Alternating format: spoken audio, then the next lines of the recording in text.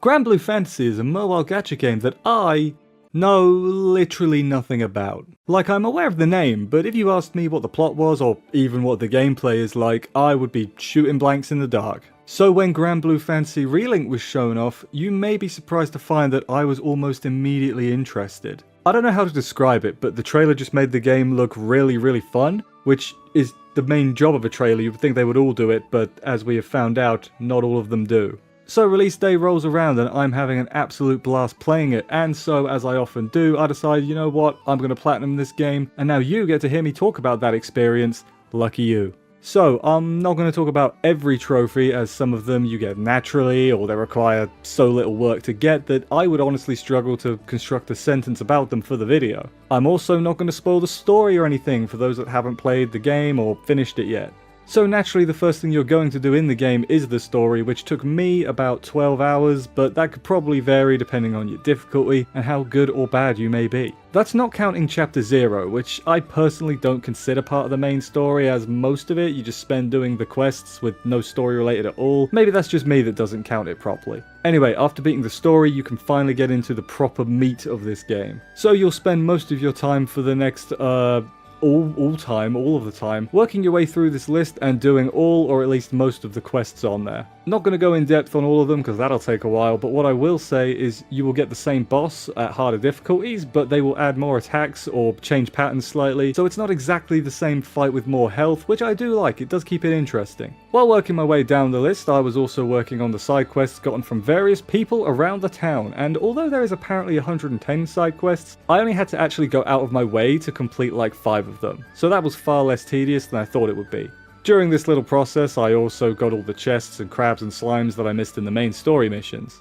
Eventually we got to a quest called The Final Report, which you're not seeing on screen because it's just the final boss again, but stronger, and spoilers and all that. Anyway, this fight was the first point where I seriously started struggling. If I got stuck at any point before this, I would take a minute to level myself up, or my weapon, or my party, or whatever else, and it didn't normally take more than one more try after that. Oh, and I probably should mention, because I haven't done this yet, that I played as Gran the whole time, you know, the main character. Not as some sort of statement on him being the best or anything, but because, I just straight up forgot you could change who you play as. An incredibly stupid mistake, and by the time I realised, I didn't feel like leveling up another character to the level I was at that point, so I just decided to live with it and deal. I tried this quest so many times, and not only could I not beat the final report, I wasn't even getting close. So I had to do something that I rarely do. I had to play online. Now, I wish I had some footage of this, but defeating the final report was so fun. It took 3 or so tries with the same team of random players. It really felt like we were all learning the fight together and getting further and further each time we attempted it. And it also felt like we were communicating despite no mics being used or even the stickers. Now, I don't play a lot of online games anyway, but co-op is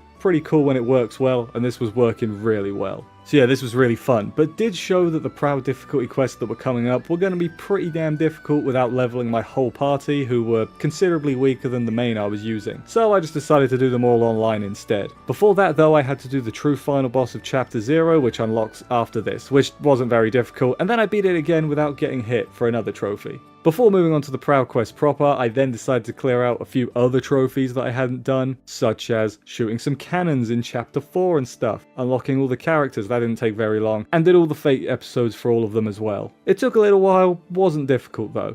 After that, I made the decision to replay the story on Ultimate difficulty just to see how far I could get, and what this taught me is that the further, higher level bosses are not necessarily the hardest. Seriously, I was struggling against the Chapter 1 Quackadile, but could get through the final boss's first try quite easily. And yes, I know it's more likely meant to be Quackadile, but I like Quackadile, okay? By the way, the reason I lost wasn't my fault, it was because the party members you're forced to have weren't the ones I was using, so they were quite low level, and didn't have skills and whatnot, and kept getting killed and drained the bar. Wasn't my fault. But yeah, this was much easier than the Proud difficulty quest that I was about to get into. Online was definitely the right call for these quests, as I would have had to spend more time leveling to do this with AI with any great speed. It's around this point that I learned to use the Guts and auto-revive abilities as well as other defensive skills. Eventually we got through the Proud quests to the final one, which is the very important one because this is where you get the Terminus weapons for all the characters, which are their strongest weapons in the game and also required to complete the field notes for another trophy. Before going into that though, I did have some things I had to clear up. I should have done all the clear up at once, but I didn't. First thing I went and did was the slime side mission to get the prismatic slime, which from what I can tell is a random spawn completely. Thankfully it only took me about 10 goes. How you know if it spawns is Vern, the little dragon guy, says something like, "Wow, that's a rare rainbow slime." It was a terrible impression. Or something along those lines. I don't remember exactly what he says. After that I went through and found some materials I was missing in the treasure tab.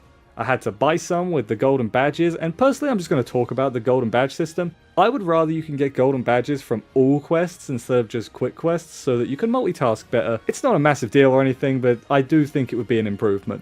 Then and only then was I ready to challenge the final quest. So the first few attempts, me and the randoms I matched with got completely stomped. I did do it eventually obviously and got the final treasure I needed as well as a terminus weapon drop. This is great, I thought. This probably won't take that long.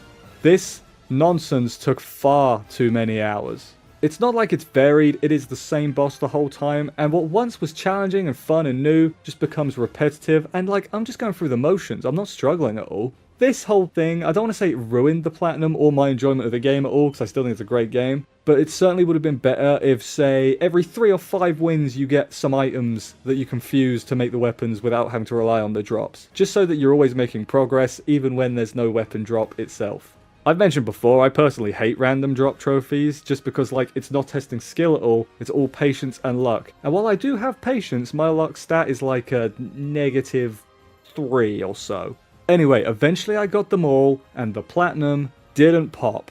And at this point, I was confuzzled. I didn't know what I'd done. Was it glitched? No, there's loads of people that have got it. Did I do something wrong? So then I checked my trophies and realized that apparently I never fought 100 primal beasts, which is not difficult. So I did that. I just fought the lowest level one and won in like 10 seconds, if that. And then the platinum pops.